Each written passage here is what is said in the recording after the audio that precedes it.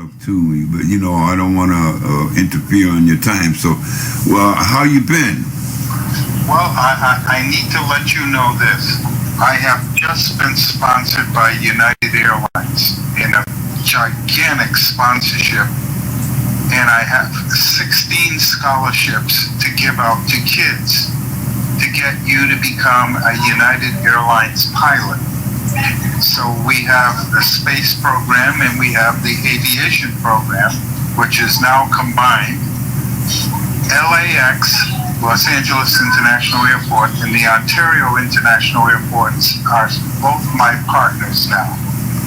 And so this Saturday in Los Angeles, we're doing a huge event in which we're going to give out 16 scholarships. So to help people like you follow along and participate in any way, I put together BarbozaSpaceCenter.com with the videos and all of the information and all of the press releases on what's going on right now. Tremendous opportunity for Cape Verdeans because they have a shortage of pilots and we're training pilots. Perfect timing. Great growth. So I'm in between meetings and they're just about to serve me my meal, and then I will kick off a conversation with my people here in California. But I remembered you, of course. Who would not, in the space business, forget that connection you made with Cape Verde and Mars? But I was receiving so many emails because of the event that I couldn't put the context together. Oh, I understand that. A distraction, yeah. And then once I realized it, I said, oh, let me jump on the phone. Well, I appreciate it. Did you learn anything? Oh, yeah, big time. Big time. Can you pop me an email when you get a chance? Say that once again so I can... Do you think you could pop me an email or give me a call when you get a few minutes to tell me what you learned? Yeah, because we're in the middle of these events, it's just back-to-back marketing. Yeah. And so what I have to do is try to get in a clear space so I can think. But here's what's happening. Angelo Barboza on the East Coast is at Bridgewater State University. Yeah, I can't seem to get in touch with him. Well, we gotta fix that. That's huge. He is the director of the Pedro Pierce Institute at Bridgewater State University. He's also on the committee for the ship, the Ernestina, that's out in your harbor. And I'm trying to make arrangements for kids to be able to go to school on the Ernestina. Yeah, I remember that. And I did check him out, and he's got a church, he preaches, and he did a trip to Shiloh, so he's like you, tied up in all kinds of activity, a lot of excitement. So somebody like me to get these few minutes is precious. I'm only looking for information on who named it Mars. Why is it named, Cape Verde? Well, let me see if I can give it to you off the top of my head from what I could remember. There is an international society that names everything on Mars, and you can't name one thing on Mars without going through there. And that particular thing, we have a treaty with all of the countries around the world on everything Mars. Mm-hmm. And it was from the treaty documents that I believe the attorneys found the connection. Mm-hmm. See, I work with a bunch of attorneys here, and I gave them that assignment. Mm-hmm. And there was a connection between the UN, the Special Committee on All Nations Dealing with Mars, and we had to write a treaty so people just don't go up there and just, raise hell and change everything and do this and that. So it's part of international law. Everything that is happening, even the naming of Cape Verde on Mars. Yeah. And evidently the attorneys saw something in the treaty because they had mention every name and what's the connection. Many of those names are attached to famous scientists, astronomers, and stuff like that. And then all of a sudden, there's this Cape Verde on Mars. And that's what I'm searching for. I'm sorry, they're calling me back. Okay, I'll let you go. Thank you so much, Bob. Stay safe. Bye.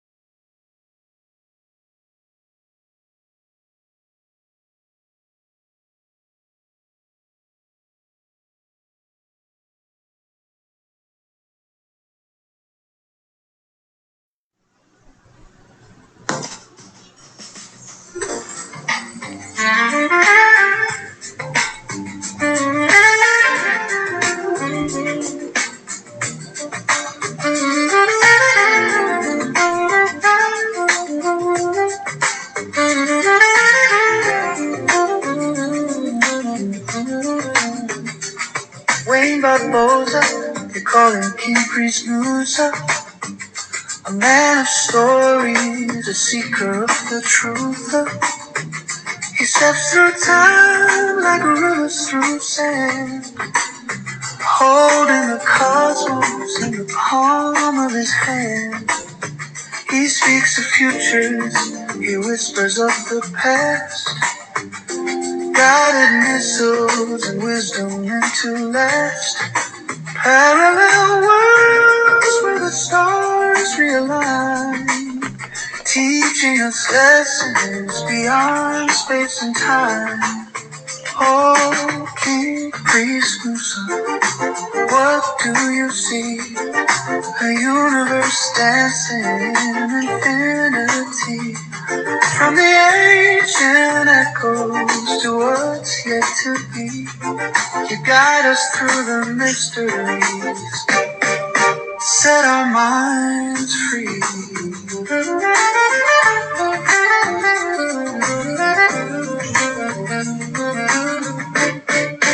In a mirrored realm where shadows gleam, he walks through dreams like a moonlit stream. Knowledge from corners where no maps have tread, wisdom unspoken where the fearless have fled. He taught the stars to hum a melody and shape the winds with quiet poetry. Each word he speaks a lesson untold, a story of fire, of courage, of gold.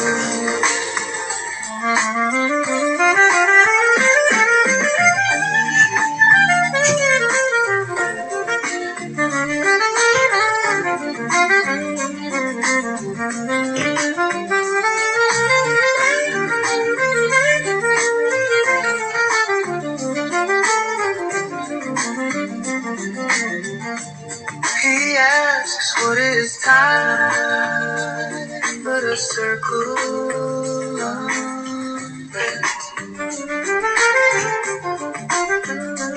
What is knowledge but a gift heaven sent?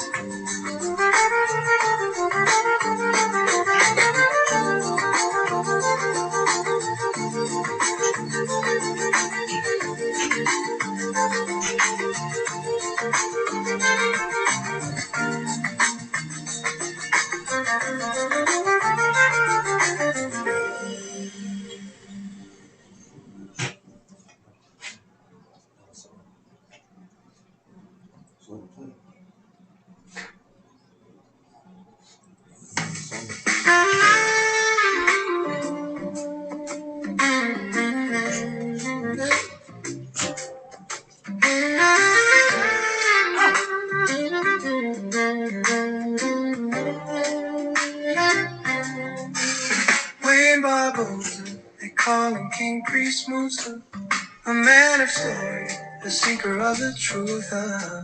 He steps through time like rivers through sand, holding the cosmos in the palm of his hand. He speaks the futures, he whispers of the past, guided missiles and wisdom meant to last. Parallel worlds where the stars realign, teaching us lessons beyond space and time. Oh, King Priest, so what do you see? A universe dancing in infinity. From the ancient echoes to what's yet to be, you guide us through the mysteries. Set our minds free.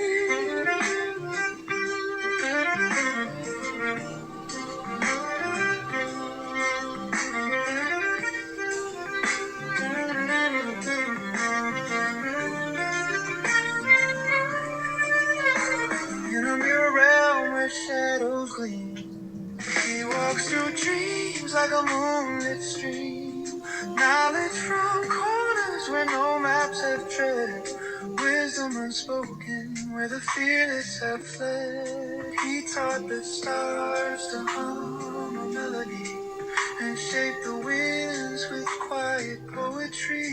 Each word he speaks, a lesson untold, a story of fire, of courage, of gold. He asks what is time but a circle. I read on your webpage there. Is that optimistic or is that for real? Well, I'm in the business of training future astronauts. And so there's more than 10. There's more than 10 countries we're working with. Oh, wow. Yeah. Yeah, so you must have found a little section on the internet when we were working with 10 countries. Yes, probably. But I think there's 20 or 30 now. Wow, that's great. That's fantastic. Yeah, I wanted to more or less know a little bit more. So if you could direct me in that way or just talk to me for a little while, I'll have a little bit more information. Maybe do an interview in the future or something. Well, I am in Southern California, and I'm the CEO of the Barboza Space Center. And this year we have a brand new funding and brand new initiative to do space and aviation. And our headquarters is at the Ontario International Airport. And we basically give kids fellowships to get their pilot's license and then their space certificate. And then the kids have an opportunity to work for some of California's big aerospace companies like Boeing and Lockheed Martin. And if they promise to work for those companies, they end up having those companies pay for their college tuition. Fantastic. So my job is to create these programs that last about 5 years, and then they get renewed again. They go another 5 years. And so we're in the middle of launching the new program right after the coronavirus at the airport. So we're all planning like crazy to be ready for the school opening in September. I bet you are. Yeah. So really tough with the virus hanging over your back the whole time. Yeah, well, all that goes with it, yeah. Yeah. So anyway, what could you tell me or give me in the way of inspiration for you, the young men around here? I'm in New Bedford, Massachusetts, and you know a little bit about New Bedford, I'm sure. Yeah, we are in the process of working with Bridgewater State University in your state, and then we're going to work and help the Ernestina ship that you have we're looking at the possibility of having an educational program aboard the ship. Mm. So we had our first official meeting with the Ernestina nonprofit organization, and they have a way to go, but we have a ship in Florida that is leaving just about any day now, and will take 10 kids out to sea to go to school. And then you have another shipping company in Rhode Island, and we're looking to purchase a ship there for Cape Verde. Wow. And one for Cape Verde and one for the West Coast out here. And my program has just expanded to being out on the ocean for the very first time. So we're doing all of that planning for what does it take to get in the boat business. And you gotta have a captain and a boat, insurance, and all kinds of things that go along with the boat. But our goal is to put a school aboard the ship. And so we're writing the curriculum for how that works and what kids will learn once they do that. So are you independent, or do you work for NASA or something like that? I'm on a team where some of the team members are retired from NASA, like they would be astronauts and different people like that. I'm working directly with the airport instead of working with NASA or SpaceX. So we're independent, and we have our own facility and real estate and all of that, and airplanes. So we're going to be at the airport independent of NASA, but we're going to recommend our kids for employment in the aerospace industry. Yeah, and the part of making robots or working with robots with the kids. Yeah, robots is a part of what we do. We do about 8 things, and robots is one of them. We work with humanoid robots. Let's say you were an astronaut, you were going to go to Mars or any place, the moon, the International Space Station. Oftentimes you'll have to do 10 or 20 science experiments. And it'll be very hard on you because we can't spend, $11 million to get an experiment to the International Space Station, and then you blow the experiment. You can imagine what the customer would go through after you paid, $12 million to have this work done. Yeah. So we're training robots to assist you so you don't have to memorize so much. Makes sense. So one of the things we do is that, and then we're designing robots to go in the ocean and do science. Once it's in the ocean, we've got plans for Cape Verde to do science off the island of Fogo and Santa Lucia. Whoa. Wow. Yeah. I'm highly interested in that. So you have a very famous vortex off the island of Fogo. Yes, I'm very familiar with stuff like that. Trust me, that's what I'm trying to get more information on. For example, who named the Cape Verde promontory? Where'd that name come from? Let's see. We have a liaison in New Bedford, in Massachusetts. His name is Dr. Angelo Barboza. Angelo Barboza. So, Dr. Angelo Barboza answers all of the questions on anything that has to do with Cape Verde. So he and I have been working together for about 7 years. So I've only been to Cape Verde 2 or 3 times. Well, the question.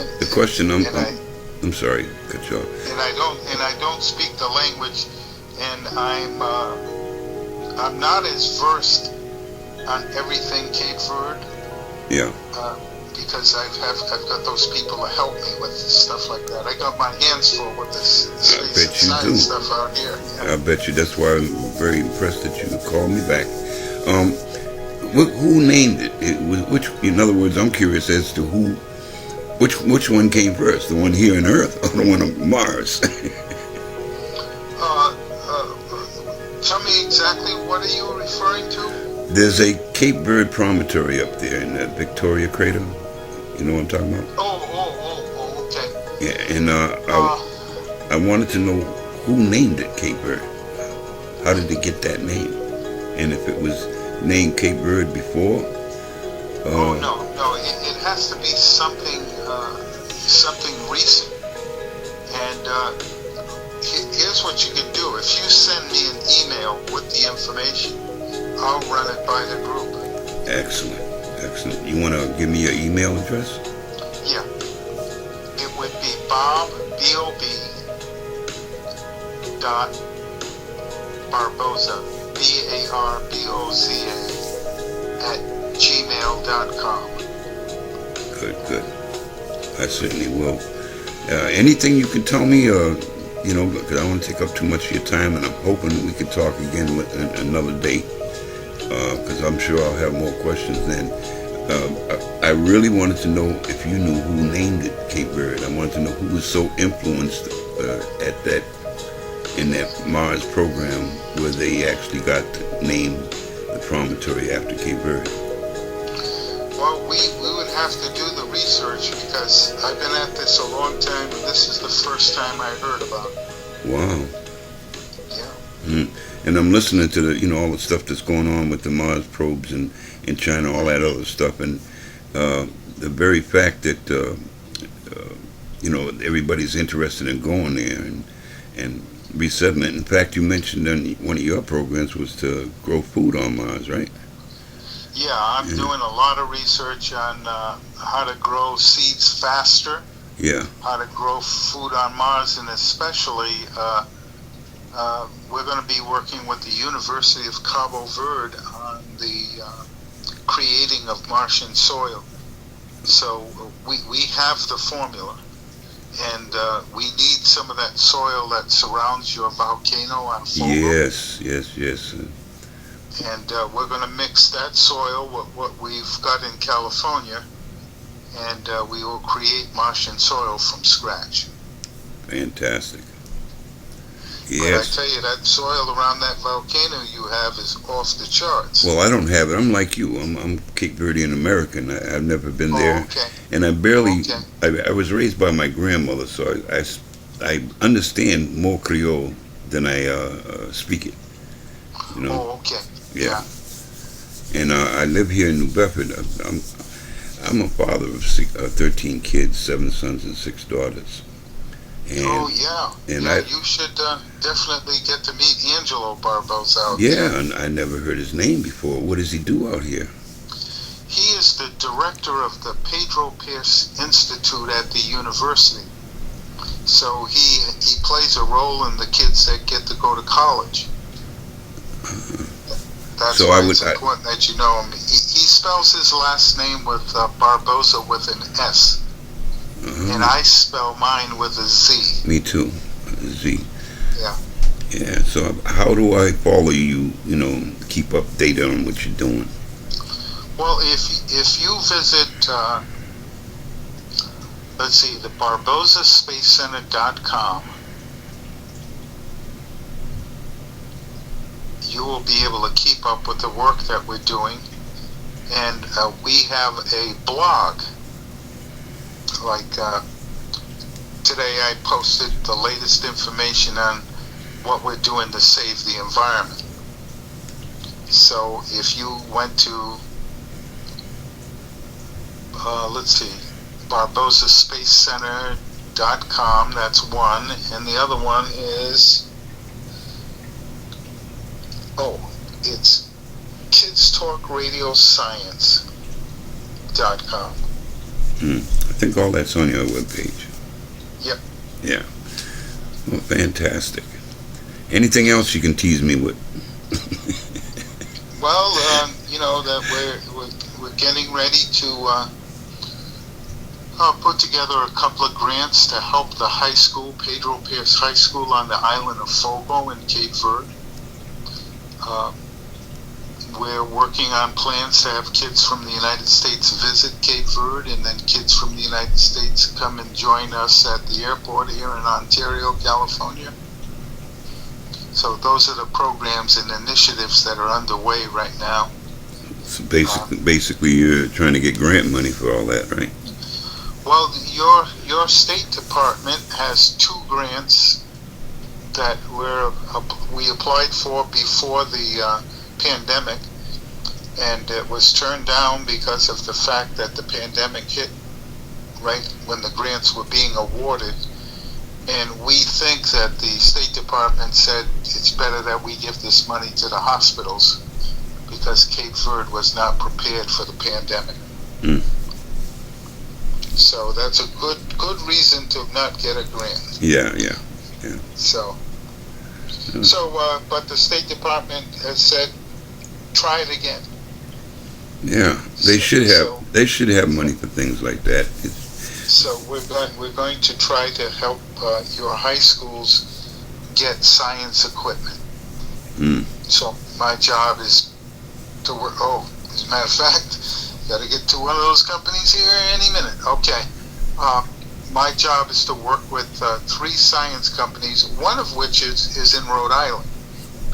It's just a coincidence that it's in Rhode Island, because normally that would never happen. We'd all work with all West Coast companies. Mm-hmm. But you have a very famous science company in Rhode Island called Hannah Scientific. Never heard. I lived there too. And let's see, it's close to New Bedford. Yeah, because I was there and people said, "Oh yeah, New Bedford just down the street." You know, well, it's close. 30 minutes. 30 minutes. Yeah. So that's what's going on. These American companies have very valuable equipment that Cape Verde really needs. They need to modernize their science departments, and so I'm helping with that. Fantastic. Well, Bob, I appreciate you. I'm not going to take up any more of your time today, but I appreciate your call, and the information you gave me is all I need for now. But if you send me that email. I'll do some research on that. That's really something. Yeah. Usually in a situation with naming like that, if I was a famous